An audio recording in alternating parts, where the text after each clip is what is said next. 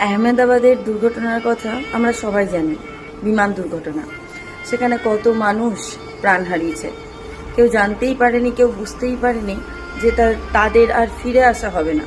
যারা স্বপ্ন বুনছিল লন্ডনে গিয়ে থাকার, তারাও হারিয়েছে। যারা কোনো কাজের জন্য যাচ্ছিল বা কাজ করতে এসেছিল ভারতে, তারাও প্রাণ হারিয়েছে। তাদের মধ্যে এই ছেলেটাকে হয়তো আমরা কম বেশি সবাই জানি, যে ওয়েটিং রুমে বসে কান্না করছিল।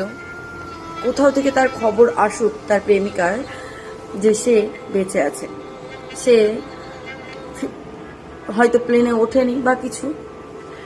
আসলে ব্যাপারটা কি হয়েছিল, সে সরি বলতে চাইছিল তার প্রেমিকাকে, কিন্তু সেই সরিটাও তার বলা হলো না। তাদের মধ্যে এই ফ্লাইটে আগের দিন রাত্রেবেলায় প্রচুর ঝামেলা হয় এবং একে অপরের সাথে কথা না বলেই একে অপরকে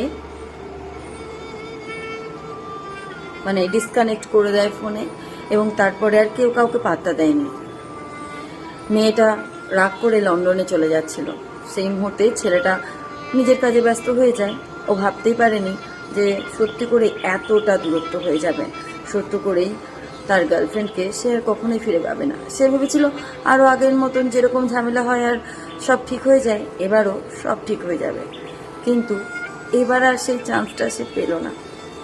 তাই বন্ধুরা, তোমাদেরকে আমি একটা কথাই বলতে চাই, তোমার প্রিয় মানুষটার সাথে ঝামেলা করো, ঝগড়া করো, অশান্তি করো, সব করো, কিন্তু ঝামেলা অশান্তি মিটিয়ে তারপরে ঘুমোতে যাও।